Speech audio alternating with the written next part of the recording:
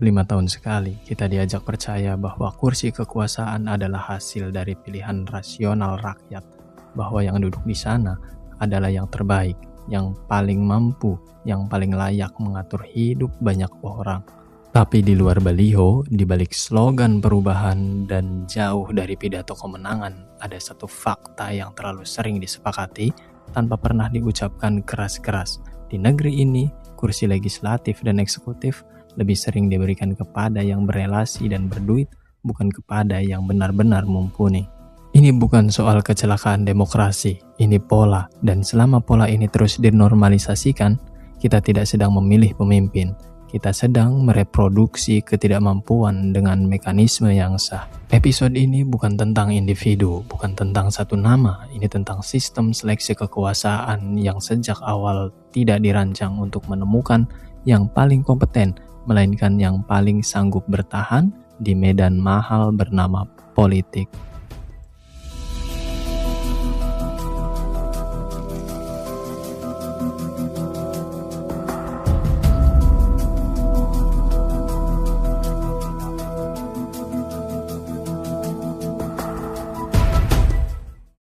Mari kita mulai dengan pertanyaan paling mendasar, siapa yang bisa masuk gelanggang kekuasaan? Di Indonesia, jawabannya sederhana. Mereka yang punya modal uang, modal jaringan, modal akses. Tanpa itu, kualitas pribadi, secerdas apapun, sebersih apapun, hanya akan berhenti sebagai opini di pinggir.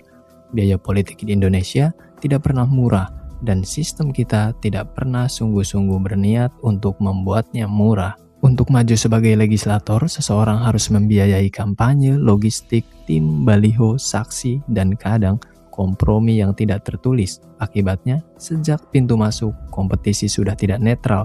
Yang diseleksi pertama kali bukan kapasitas berpikir, melainkan kemampuan membayar.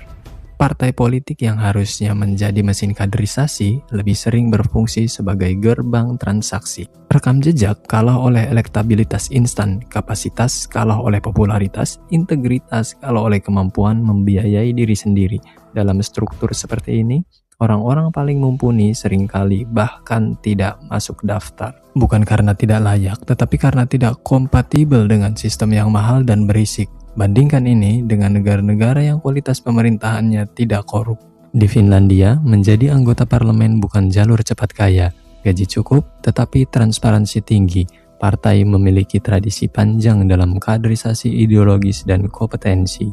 Di Singapura, jalur masuk eksekutif sangat ketat secara teknokratis. Rekam jejak administrasi, kapasitas manajerial, dan prestasi birokrasi menjadi modal utama, bukan baliho raksasa. Lalu di Selandia Baru, biaya politik relatif rendah dan budaya politik menghukum keras ketidakmampuan dan kebohongan. Sistem mereka tidak sempurna, tetapi satu hal yang jelas, uang dan relasi bukan penentu tunggal. Sedangkan di Indonesia, uang dan relasi bukan hanya penentu, mereka adalah prasyarat.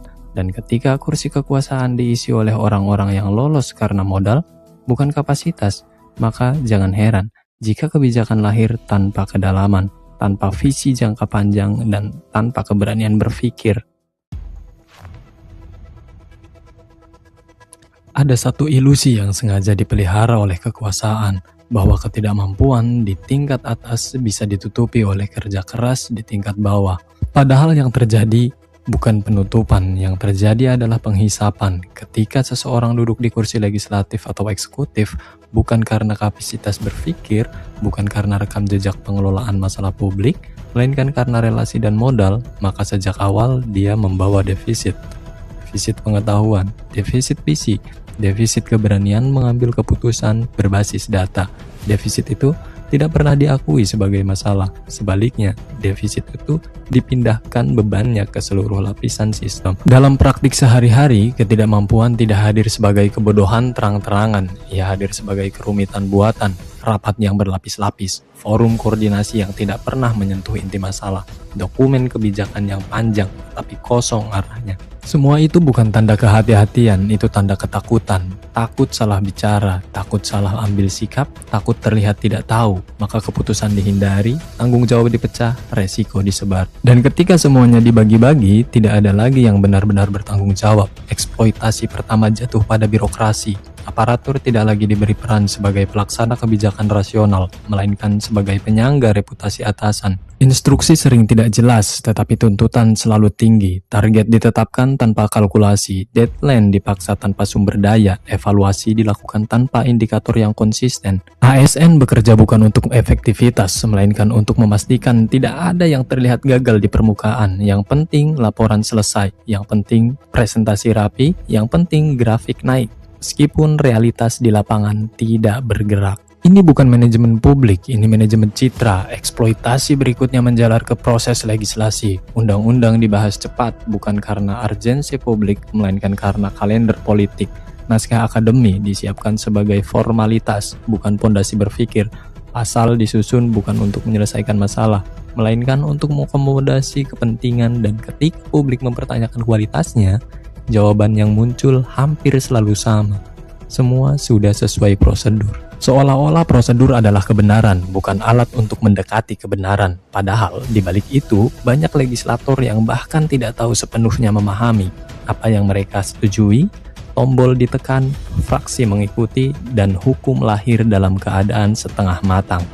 Yang dieksploitasi di sini bukan tenaga, melainkan kepercayaan publik terhadap hukum. Eksploitasi juga terjadi dalam penggunaan ahli. Negara ini tidak kekurangan orang pintar. Yang langka adalah pemimpin yang mau tunduk pada kepintaran itu.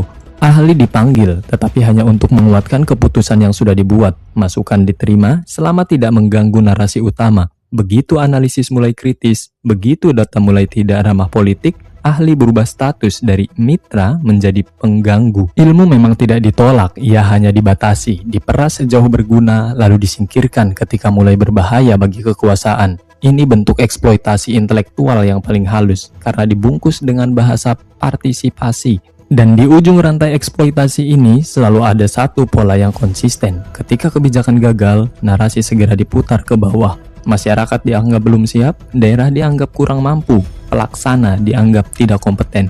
Jarang sekali kegagalan dibingkai sebagai kesalahan desain di tingkat pusat. Karena mengakui itu berarti mengakui bahwa proses seleksi kekuasaan tidak menghasilkan orang-orang terbaik, dan pengakuan itu akan meruntuhkan mitos terbesar demokrasi prosedural kita, bahwa yang terpilih pasti yang paling layak.